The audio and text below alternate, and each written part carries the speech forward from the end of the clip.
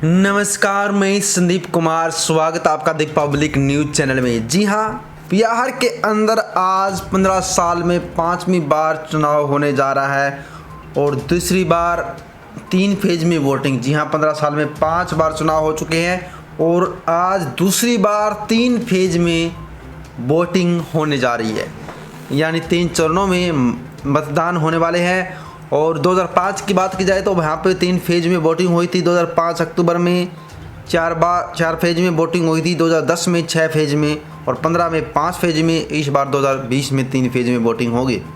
Corona virus की पूरी तरह से यहाँ पे ध्यान रखा गया है, रोकथाम के उपाय किए गए हैं। वहीं पे बड़ा मुद्दा आज यह है कि बिहार के अंदर आज महागठबंधन में बड़ा करार हो चुका है। महागठबंधन अपने अपनी पार्टी के सीएम चेहरे पेश करना चाहती थी, लेकिन आज कांग्रेस ने मान लिया कि तेजस्वी यादव ही महागठबंधन के सीएम के चेहरे होंगे। वहीं पे अन्य दल में खींचातान बाकी है। जी हाँ, आपको बता दें कि पिता की जिद ने बिहार में नहीं बनने दी सरकार। पहले भी हो चुका है कि लालू प्रसाद यादव की जिद ने बिहार में सरकार नहीं बनने दिया, और अब चिराग की जिद और महागठबंधनों की खींचातान का नतीजा भी क्या होगा। चिराग भी जिद करे हुए बैठे हैं कि तेजस्वी यादव को सीएम ना बनाया जाए। आपको बता दें कि आज बिहार के हालिया चुनाव थे, इससे पहले 2005 में भी 3 चरणों में हुए थे और उसके महज एक शोक माना जाए। इस बार के चुनाव में सत्ता की गाड़ी पटरी से सिर्फ इसलिए उतर गई क्योंकि रामविलास पासवान की लोक जनशक्ति पार्टी अच्छी खासी 29 सीट लेकर इतराने लगी।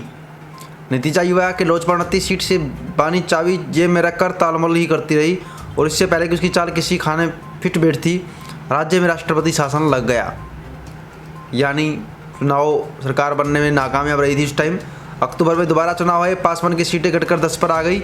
बाद के 3 चुनाव में 4 और 5 फेज में वोटिंग, यानी अक्टूबर 2005 के चुनाव 4 फेज में पूरे हुए तो दिसंबर 2010 में चुनाव आयोग 6 फेज में चुनाव प्रक्रिया पूरी कराई। पिछली बार 5 फेज में वोटिंग हुई थी और नतीजे 12 नवंबर को आए थे, इस बार 10 को आएंगे। और ये 2020 है, 15 साल बाद चीज़ें फिर कुछ वैसे ही दिशा में जाती दिखी नज़र आ रही है। चुनाव 3 फेजों में होने जा रहा है। हालांकि हालत देख तो यही लगता है कि कोरोना के कारण न तो आयोग अभी इसके लिए पूरी तरह सहज था और न ही एनडीए छोड़ बाकी राजनीतिक दल। 4-5 चुनाव में तो कम से कम यह दिखाई दिया चुनावी तारीख की घोषणा होने के बाद राजनीति की ज़मीन पर बदलाव हुआ है। यानी ये तो अनुमान लगाया जा रहा है कि कौन सी पार्टी का कितना वोट बैंक शेयर है। अगर वोट बैंक शेयर की बात की जाए, जी हाँ, हम यहाँ पे सीटों की बात नहीं कर रहे, वोट बैंक शेयर की बात कर रहे हैं।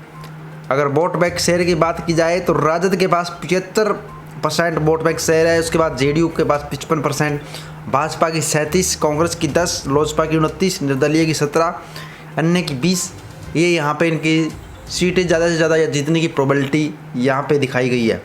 लेकिन अभी महागठबंधन में चिराग पासवान जैसे ही नेता बचे जो तेजस्वी यादव को सीएम का उम्मीदवार मानने से मना कर रहे हैं, खींचातान जारी है। लेकिन कांग्रेस आरजेडी के साथ है, ये बिल्कुल तय हो चुका है। और कांग्रेस और आरजेडी पार्टी अगर अकेले भी चुनाव लड़ती है तो बिहार की राजनीति की दिशा बदल सकती है। वहीं पे बड़ी बात मैं आपको बता दें कि कांग्रेस के अध्यक्ष अविनाश पांडे ने आज मान लिया कि तेजस्वी यादव मजबूत उम्मीदवार है और वहीं पे दूसरी सीटों पर सहयोगी दलों के उम्मीदवार भी काम हमारी तैयारी आएगी, कितनी सीटें मिलेंगी, कितनी पर कांग्रेस समझौता कर सकती है, यह मामला अभी पार्टी के प्रदेश अध्यक्ष और राज्य प्रभारी को तय करना है। इतना तो तय हो गया कि गत चुनाव में जितनी सीटें मिली थी उससे ज़्यादा ही सीटों पर बात बनेगी।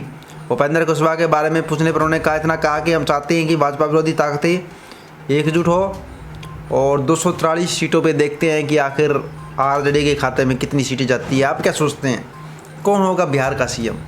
कमेंट कर सकते हैं। जुड़े रहिएगा हमारे चैनल के साथ, बने रहिएगा। इस वीडियो को लाइक शेयर और चैनल को सब्सक्राइब करना बिल्कुल मत भूलिएगा।